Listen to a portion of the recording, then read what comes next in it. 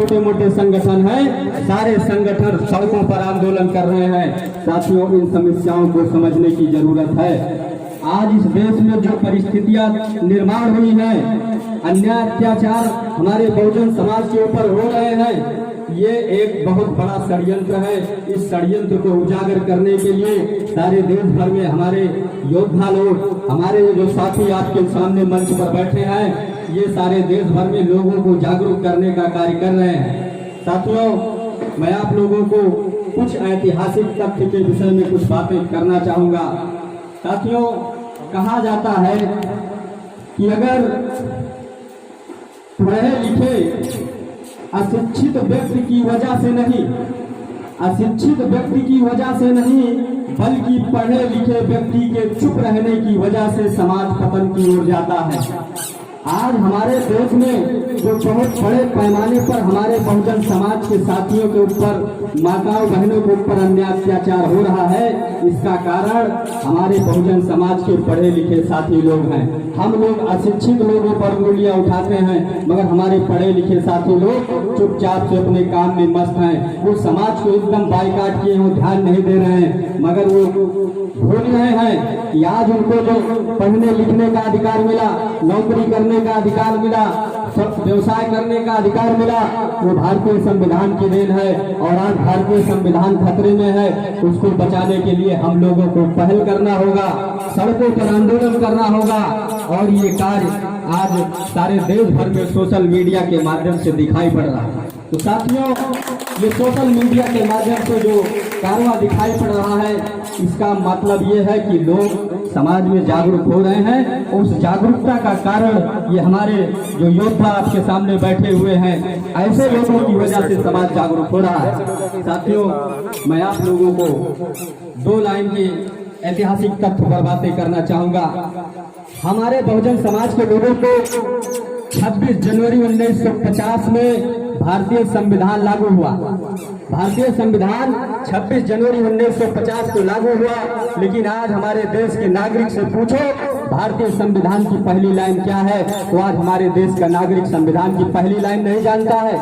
अभी 5 साल के बच्चे से पूछो बेटा फेयर एंड लवली क्या है, तो 5 साल का बच्चा फेयर एंड लवली बताता है ये क्रीम है, मुंह में लगाई जाती है। लेकिन भारतीय संविधान, जिस संविधान की छत्र छाया में देश का प्रत्येक नागरिक जीवन यापन कर रहा है, उस संविधान की पहली लाइन हमारे समाज के लोगों को मालूम नहीं है।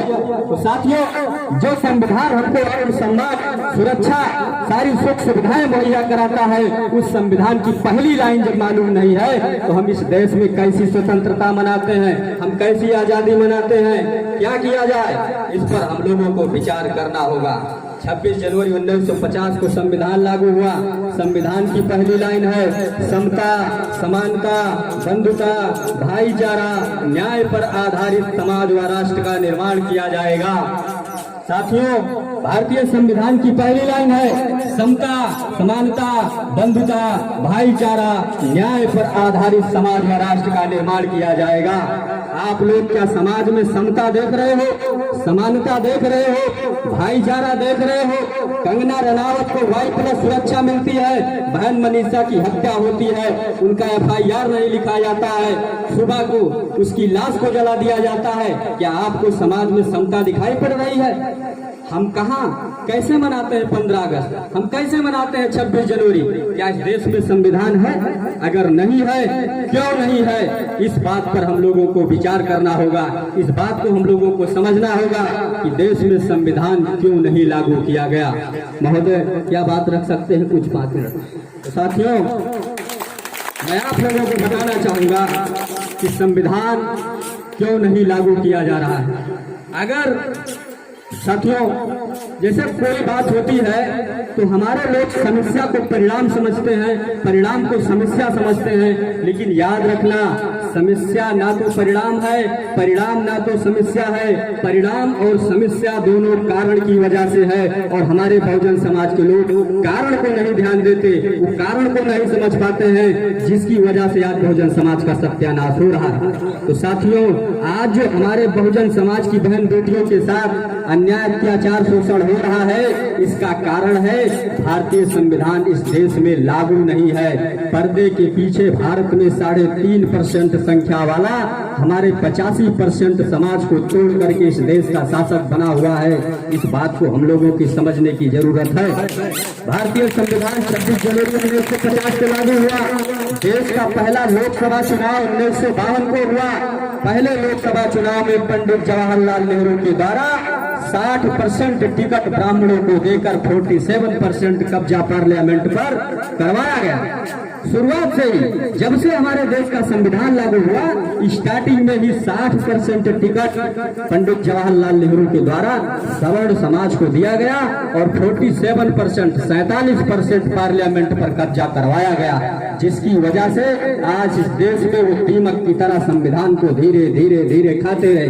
साथियों, आप लोगों को बताना चाहूंगा, हमारे देश का जो संविधान है वो 4 पिलर पर टिका हुआ है। जैसे आज ये टेंट लगा हुआ है, अगर टेंट को रोकने की जरूरत है तो 4 पावे की जरूरत होती है। धूप से बचना है, छांव से बचना है, बरसात से बचना है, तो इसके लिए हमें छत की जरूरत होती है, व्यवस्था की जरूरत होती है। उसी तरह से किसी भी देश को अगर चलाया जाए, किसी भी देश को चलाना है तो वहाँ पर भारतीय संविधान की जरूरत पड़ती है, कानून व्यवस्था की जरूरत पड़ती है। तो हमारे देश का जो संविधान है वो 4 पिलर पे है। साथियों, मैं बताना चाहूंगा, पहला पिलर विधायिका, जहाँ कानून बनाया जाता है। दूसरा पिलर कार्यपालिका, जो उस कानून पर अमल करती है। तीसरा पिलर न्यायपालिका, जो न्याय करने का काम करती है। और चौथा पिलर मीडिया, जो सारे देश में प्रिंट मीडिया, इलेक्ट्रॉनिक मीडिया के माध्यम से समाज को सारी खबरें देती है। तो साथियों, मैं आप लोगों को बताना चाहूंगा कि विधायिका में, कार्यपालिका में, न्यायपालिका में, मीडिया में हम बहुजनों की क्या संख्या है, हम बहुजन समाज के लोग कितने % हैं, आपको जानकारी मैं देना चाहूंगा। साथियों, किसी भी देश का लोकतंत्र का सिद्धांत होता है, डेमोक्रेसी का सिद्धांत होता है कि संख्या के अनुपात में हिस्सेदारी दी जाए। संविधान जो कॉन्स्टिट्यूशन है, जो लोकतंत्र है, लोकतंत्र का सिद्धांत होता है कि संख्या के अनुपात में हिस्सेदारी दी जाए। तो लोकतंत्र 4 पिलर पे है, विधायिका, कार्यपालिका, न्यायपालिका और मीडिया। अब हमको ये देखना है इन चारों पिलर पर हमारे SC ST OBC माइनॉरिटी के लोग कितने % है। तो साथियों, विधायिका, जहाँ कानून बनाया जाता है, 5 नेशनल लेवल की पार्टी, इस देश भर में, पूरे देश में 3.5% संख्या है ब्राह्मणों की। कितना? 3.5% संख्या है और 5 नेशनल लेवल की पार्टी है। पहली पार्टी में बताना चाहूंगा कांग्रेस पार्टी को बनाने वाले चटर्जी, बनर्जी, तिलक, आगरकर, गोखले नाम के ब्राह्मणों ने कांग्रेस पार्टी बनाई। और दूसरी पार्टी कम्युनिस्ट, श्रीपाद अमरू डांगे, महाराष्ट्र का रहने वाला ब्राह्मण, कम्युनिस्ट पार्टी बनाया। तीसरी पार्टी मार्क्सवादी कम्युनिस्ट, केरला की MS नंबूदिरी नाम का ब्राह्मण मार्क्सवादी कम्युनिस्ट पार्टी बनाया। और चौथी पार्टी तृणमूल कांग्रेस, बंगाल की ममता बनर्जी, ये भी ब्राह्मण। 5वीं party Bharatiya Janata party, present time में तुम्हारे देश में सत्ता में काबिज है, अटल बिहारी आडवाणी नाम का ब्राह्मण। तो साथियों, विधायिका पर 100% कब्जा। आप आ जाइए क्षेत्रीय पार्टी में, सपा और बसपा। सपा का सलाहकार अभिनव मिश्रा, बसपा का सलाहकार सतीश चंद्र मिश्रा। तो विधायिका पर कब्जा किसका है? 100% कब्जा, 100% कब्जा विधायिका पर इस देश में 3.5% ब्राह्मणों का है। दूसरा पिलर कार्यपालिका, IAS, PCS, AIRS, DM, SDM, commissioner, tehsildar. आप हमारी बातों को मत मानिए, आप लोकतंत्र के रहने वाले हैं, आप भारत के रहने वाले हैं। आप इस देश की कार्य प्रणाली, उस पर आप समीक्षा करके देख सकते हैं कि कार्यपालिका में 79.2%, 79.2% IAS, PCS, ऑल टोटल वही लोग हैं। उसके बाद आप न्यायपालिका में जाइए, न्यायपालिका जो न्याय करने का काम करती है, 97% जजों की संख्या, 3.5% समाज तब समूचे सवर्ण लोगों का है। तो साथियों, न्यायपालिका में भी उनका कब्जा है। हाई कोर्ट, सुप्रीम कोर्ट के जजों की संख्या 608, 592 जज वही लोग हैं। यानी कि न्यायपालिका में भी उनका सारा वर्चस्व है। मीडिया, चौथा पिलर मीडिया 4 प्रकार की होती है, print media, electronic media, traditional media, vehicle media. Electronic media वो है जो हमारे देश में टीवी, रेडियो, तमाम चैनल जो पेपर में आज तक जो सारे चैनल हैं, ये इलेक्ट्रॉनिक मीडिया। प्रिंट मीडिया जो पेपर हमारे आपके यहाँ गांव गली मोहल्ले में पहुंचाया जाता है, ये प्रिंट मीडिया। ट्रेडिशनल मीडिया क्या है? ट्रेडिशनल मीडिया में जो हमारे देश में तमाम आडंबर पाखंड नाम के जो तमाम साधु संत महात्मा जो सब जेलों में भरे पड़े हुए ऐसे लोग प्रवचन करते हैं, ये ट्रेडिशनल मीडिया के नाम पर आता है। आसाराम बापू, मुरारी बापू, ओजा राम, बाजा राम, कितने तमाम साधु संत हैं, ये ट्रेडिशनल मीडिया के तहत प्रचार प्रसार करते हैं। व्हीकल मीडिया, जिस तरह मैं आप लोगों के सामने माइक पर बात कर रहा हूँ, ये व्हीकल मीडिया है। तो साथियों, इस देश में विधायिका पर, कार्यपालिका पर, न्यायपालिका और मीडिया पर इस देश में 3.5% समाज के लोगों का कब्जा है, जिसमें हम 85% समाज के लोगों का सत्यानाश हो रहा है। और साथियों, हम लोग थोड़ा कंफ्यूजन में रहते हैं। आज इस देश में हमको बताया जाता है, हम जब पढ़ते थे, हमारे तमाम साथी लोग जब पढ़ते थे, तो उनको बताया जाता है divide and rules. Divide and rules की पॉलिसी अंग्रेजों की है। हमको बताया जाता है डिवाइड एंड रूल्स यानी फूट डालो राज्य करो की पॉलिसी अंग्रेजों की है। तो साथियों, हम लोगों को इस पर विचार करना होगा कि फूट डालो राज्य करो की पॉलिसी अगर अंग्रेजों की है, तो अंग्रेज के समय में हमारे देश में कितने लोगों में लोग बटे हुए थे, कितने भागों में लोग बटे हुए थे। तो साथियों, अगर आप इतिहास की समीक्षा करेंगे तो इतिहास में हमारा बहुजन समाज जब अंग्रेज थे उस समय 2 भागों में बटा हुआ था, एक हिंदू और दूसरा मुसलमान। लेकिन हमको पढ़ाया जाता है डिवाइड एंड रूल्स, फूट डालो राज करो की पॉलिसी अंग्रेजों की है। हम विचार करते हैं तो अंग्रेजों ने हमको हिंदू और मुसलमान के नाम पर बांटा, लेकिन जब भारत में 15 अगस्त 1947 को आजादी मिली, 26 जनवरी 1950 को संविधान लागू हुआ, अंग्रेज चले गए, तो आज हमारा बहुजन समाज 6743 जातियों में बटा हुआ है। कितनी जातियों में? 6743 जातियों में। और हमको बताया जाता है डिवाइड एंड रूल्स, फूट डालो राज करो की पॉलिसी अंग्रेजों की है। अब हम आप लोगों को विचार करना चाहिए कि अगर डिवाइड एंड रूल्स की पॉलिसी अंग्रेजों की है, तो अंग्रेजों ने 2 भागों में बांटा, और अंग्रेज जब चले गए तो हमारा 85% समाज 6743 जातियों में बटा। तो ये पॉलिसी अंग्रेजों की है, इस देश के 3.5% समाज के लोगों की है। तो साथियों, अगर इतिहास की समीक्षा करेंगे, विश्लेषण करेंगे, तो इस देश का जो संविधान, जो कानून व्यवस्था, डिवाइड एंड रूल्स की पॉलिसी, ये सारा का सारा मामला जो है ये देश में 3.5% ब्राह्मणों का है। तो साथियों, हम लोग हमेशा बात करते रहते हैं 85%, 85%, 85%। क्या हम 85% समाज को एकत्रित करने के लिए कार्य कर रहे हैं? आज हम देखते हैं इस देश में हम चमार जाति के लोग अलग आंदोलन कर रहे हैं, पासी जाति के लोग अलग आंदोलन कर रहे हैं, यादव जाति के लोग, कुर्मी जाति के लोग, मेहतर डोम भंगी जाति के लोग, सारे लोग अलग अलग प्लेटफॉर्म पर लड़ाई लड़ रहे हैं। मिशन उद्देश्य सबका एक ही है, लेकिन हम सारे लोग अलग अलग लड़ रहे हैं। और हम जब कोई भी कार्यक्रम शेड्यूल कास्ट का, चाहे एससी में वो, चाहे चमार जाति का हो, भंगी जाति का हो, कोरी हो, पासी हो, डोम हो, मेहतर हो, भंगी हो, जब भी वो कार्यक्रम कोई करता है तो वो 85%, हम 85%। लेकिन साथियों, इस पॉलिसी को ध्यान देना होगा। 3.5% के लोगों ने बहुजन समाज को 3.5% से भी कम कर दिया है, डिवाइड कर दिया है, खत्म कर दिया है। और हम हमेशा बोलते रहते हैं 85%, 85%, 85%। बोलने से कुछ होने वाला नहीं है।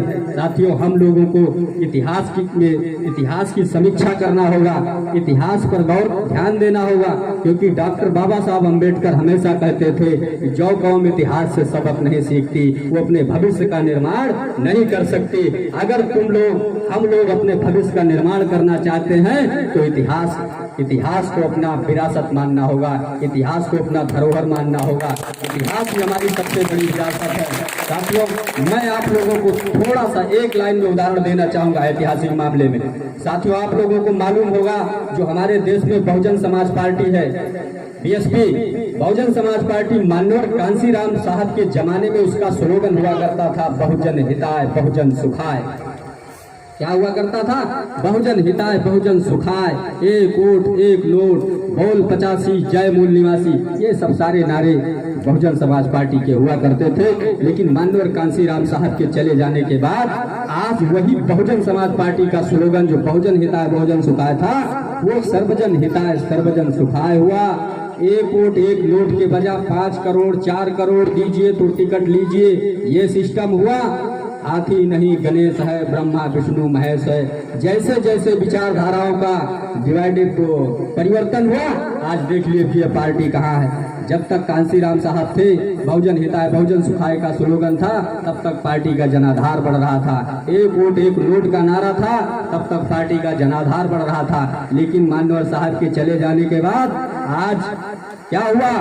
तो साथियों, ये 3.5% का समाज दीमक है, दीमक की तरह बहुजन समाज को खा रहा है। हम लोगों को विचारों पर काम करना होगा, विचारधाराओं का प्रचार प्रसार करना होगा। हम लोग अगर हल्ला गुल्ला ताली नारा चिल्लाने से साथियों इस देश में हम लोगों का कुछ होने वाला नहीं है। क्योंकि चीन का एक साइंटिस्ट सामाजिक शोध करता थे माओ से तुंग ने कहा, idea rules of the society not the person. समाज में व्यक्ति नहीं राज करता है, विचारधारा राज करती है। जिस विचारधारा का नियंत्रण जिस समाज पर होता है, जिस विचारधारा का नियंत्रण जिस समाज पर होता है, उसी का नियंत्रण देश की सत्ता पर होता है। और जिसका नियंत्रण देश की सत्ता पर होता है, उसी का नियंत्रण देश की व्यवस्था पर होता है। तो साथियों, आज ये जो आप लोगों के बीच में योद्धा निकले हुए हैं, इनका मिशन है व्यवस्था परिवर्तन। आप लोगों को व्यवस्था परिवर्तन में बहुजन समाज के लोगों को, हमारे जो मूल निवासी बहुजन समाज के जो महापुरुष हैं, इनकी विचारधाराओं का प्रचार प्रसार करना होगा। लास्ट बात आप लोगों के सामने कहकर मैं अपनी बात को समाप्त करूंगा। हमारे साथी लोग बैठे हुए हैं, मैं क्षमा चाहूंगा, समय ज्यादा ले रहा हूं। तो साथियों, डॉक्टर बाबा साहब अम्बेडकर जब कोलंबिया विश्वविद्यालय पढ़ने गए, ऐतिहासिक तथ्य है, थोड़ा आप लोग, ये काल्पनिक बातें नहीं, वास्तविक बात है, ऐतिहासिक जो हम लोगों के पास विरासत में है। डॉक्टर बाबा साहब अम्बेडकर जब कोलंबिया विश्वविद्यालय पढ़ने गए, तो उस विद्यालय में ऊपर लिखा था, एक सोशलिस्ट साइंटिस्ट थे, इनका नाम है जोसेफ मेझिनी। जोसेफ मेझिनी के विचार ऊपर लिखे हुए थे उस विद्यालय में, you can kill a great man but not you can kill a great idea. यानी कि जोसेफ मेझिनी के विचार उसमें लिखे थे कि आप एक महान व्यक्ति की हत्या कर सकते हो, मगर एक महान विचारधारा की हत्या नहीं कर सकते हो। ये अमेरिका के कोलंबिया विश्वविद्यालय में ऊपर लिखा था कि आप एक महान व्यक्ति की हत्या कर सकते हो, मगर महान विचारधारा की हत्या नहीं कर सकते हो। ऐसा स्लोगन जोसेफ मेझिनी के विचार लिखे हुए थे। डॉक्टर बाबा साहब अम्बेडकर जब कोलंबिया गए, तो you can kill a great idea, यानी आप एक महान विचारधारा की हत्या नहीं कर सकते हो। डॉक्टर बाबा साहब अम्बेडकर ने उस लाइन को काट दिया। उस लाइन को जब काट दिया तो सारे स्कूल में तहलका मच गया। इंडिया से आया हुआ स्टूडेंट, अम्बेडकर नाम का स्टूडेंट, प्रोफेसर जोसेफ मेझिनी के विचारों को अस्वीकार कर रहा है। वो कह रहा है विचारधारा की हत्या भी हो सकती है। साथियों, बाबा साहब अम्बेडकर को कोलंबिया विश्वविद्यालय में स्पष्टीकरण के लिए बुलाया गया। जब स्पष्टीकरण के लिए बुलाया गया, डॉक्टर बाबा साहब अम्बेडकर ने पूरे विद्यालय के बच्चों को इकट्ठा करवाया और स्पष्टीकरण में कहा, क्या कहा कि जिस तरह बहता हुआ पानी होता है, बहता हुआ पानी जिस तरह होता है, अगर क्यों ना वो भले गंदे नाले में ही बह रहा हो, लेकिन बहता हुआ पानी हमेशा निर्मल, स्वच्छ, साफ और सुथरा दिखाई पड़ता है। उसी तरह से यदि विचारधारा का प्रचार प्रसार होता रहता है समाज में, होता रहता है समाज में, तो विचारधारा लंबे समय तक जीवित रहती है। और अगर विचारधारा रोक दिया जाए, तो जिस तरह रुका हुआ पानी होता है, सड़ जाता है, सूख जाता है, नष्ट हो जाता है, उसी तरह से अगर विचारधारा को रोक दिया जाए, उस पर स्टॉप लगा दिया जाए, तो विचारधाराओं की भी हत्या हो सकती है। तो साथियों, हम लोगों को विचारधारा पर काम करना होगा, क्योंकि अगर सामाजिक परिवर्तन करना चाहते हो तो विचार से होगा, राजनीतिक परिवर्तन करना चाहते हो तो विचार से होगा, धार्मिक परिवर्तन करना चाहते हो तो विचार से होगा, आर्थिक परिवर्तन करना चाहते हो तो विचार से होगा। जितने परिवर्तन हैं, सारे परिवर्तनों का मूल परिवर्तन विचार परिवर्तन है। जब तक हम लोग यहाँ से दिमाग से मानसिकता में अपने बहुजन समाज के महापुरुषों की विचारधाराओं पर काम नहीं करेंगे, तब तक हम ऐसे ताली बजाते रहेंगे, ऐसे चिल्लाते रहेंगे, हमारे बहन बेटियों के साथ शोषण होता रहेगा। आप लोगों को उदाहरण देना चाहूंगा, बहन मनीषा के साथ इतना बड़ा अन्याय अत्याचार हुआ, उसके बाद में बलरामपुर में हुआ, फतेहपुर में हुआ, हमारे आजमगढ़ में हुआ, सारे देश भर में हो रहा है। कहाँ रुक रहा है? इसका मतलब है कि कहीं न कहीं हम लोगों से गलतियां हो रही। तो साथियों, हमको अपनी गलती पर ध्यान देना होगा, इससे सबक सीखना होगा।